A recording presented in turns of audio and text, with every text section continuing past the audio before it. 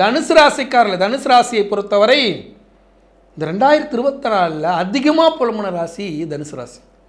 இப்போ 7.5 சனியில் கூட நான் இவ்வளோ கஷ்டப்படுறடா, வாட்டி வதைக்குது. ஏன்னா 6ஆம் இடத்து குரு, அது கஷ்டம்.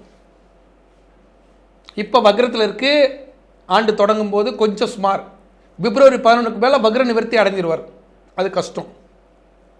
அதுக்கடுத்து பிப்ரவரி 11லேருந்து மே மாதம் 14ஆம் தேதி வரைக்கும் கஷ்டமாக இருந்தாலும் மே 14 குரு பயிற்சி 7ஆம் இடத்து குரு லாபம்.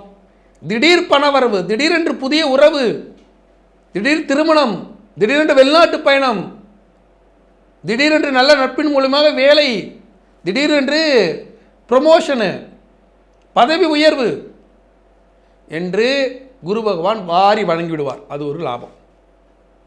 அதுக்கடுத்து வந்து பார்த்தீங்கன்னா இந்த ராகு கேது பயிற்சி மே 18 அவர் என்ன பண்ணுவார்னா, ராகு 3ஆம் இடத்துல, கேது பகவான் 9ஆம் இடத்துல, இது லாபம் 1.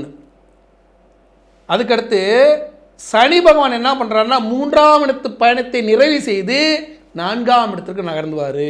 அப்போ தாய் வழி உடல் பாதிப்பு, வீடு மண்மனை பிரச்சனை ஆனால் வீடு கட்டும் யோகம், கடன் பிரச்சனை அலைச்சல் கடனை அடைக்கும் யோகம், வருமான பெருக்கம், வாழ்க்கை புதிய தளத்திற்கு செல்வது என்று அலைச்சலோடு கூடிய லாபத்தை சனி பகவான் வாரி வழங்குவார். பிப்ரவரி மாதம் 29ஆம் தேதி திருக்கணித பஞ்சாங்கப்படி நகரும் போது மிகப்பெரிய வாய்ப்பை கொடுப்பார். முழுமையாக டிசம்பர் மாதம் 25 உங்களுக்கு 4ஆம் இடத்து சனி வந்து பல்வேறு லாபங்களை கொடுப்பார். தாயாருடைய உடல்நிலையை கவனமாக பார்த்து கொள்ள வேண்டும், அது மட்டும் கவனமாக இருக்கும். அதே போல நீண்ட தூர பயணம் மேற்கொள்ளலாம், முயற்சி எல்லாம் பலிக்கும். 4ஆம் இடத்துல உட்கார்ந்துட்டு இருந்த ராகு பகவான் படுத்தின பாடு இருக்கே, அப்பப்பப்பப்பா சொல்லி மாளாது. கேது பகவான் லாபத்தில் இருந்தாலும் ராகு பகவான் படுத்தி எடுத்துட்டார்.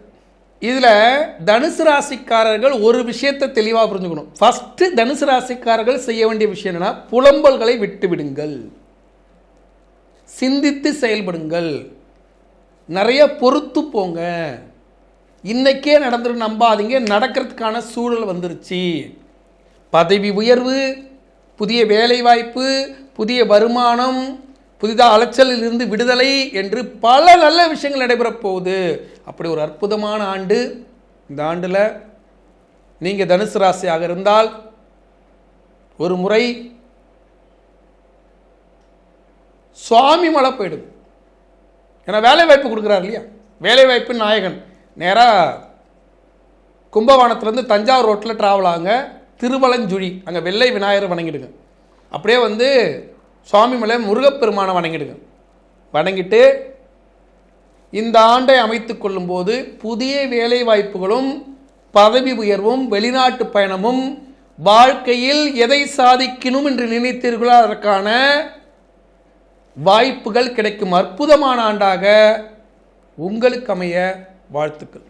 இந்த பதிவில் 2025ஆம் ஆண்டு ஆங்கில புத்தாண்டு 12 ராசிக்காரர்களுக்கு எப்படி பயன்படுகிறது, எந்த மாதிரி பலன்களை வாரி வழங்குகிறது என்று பார்த்தோம்.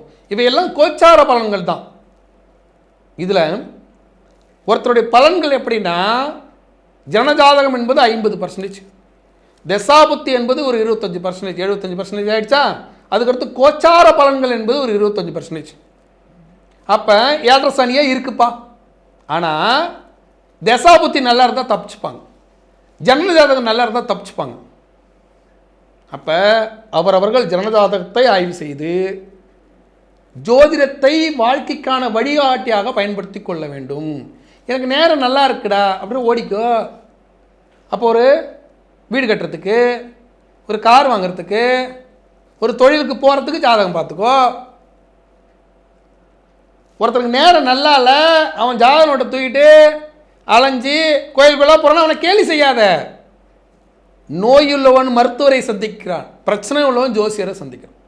நீ நல்லா உடம்பு வச்சிருந்து உனக்கு நல்லா இருந்தா உடம்பு சரியில்லாதவன் டாக்டருக்கு போனால் அவனே நீ கேலி பண்ணுற. உடம்பு சரியில்லாதான் அவன் டாக்டருக்கு போகிறான், அதுமாதிரி நேரம் சரியில்லாத ஜோசியரை பார்க்குறான். உனக்கு நேரம் நல்லா தான் நீ போட்டு போயிட்டுறேன், உனக்கு புண்ணிய கணக்கு ஏற்கனவே இருக்கும், அதை நீ அனுபவிச்சுட்டு இருப்ப, நீ போட்டும் போயிட்டுரு. அவரவர்கள் நம்பிக்கையில் மூட நம்பிக்கை கலக்காமல் பார்த்து கொள்ளுங்கள், அவநம்பிக்கை இல்லாமல் பார்த்து கொள்ளுங்கள்.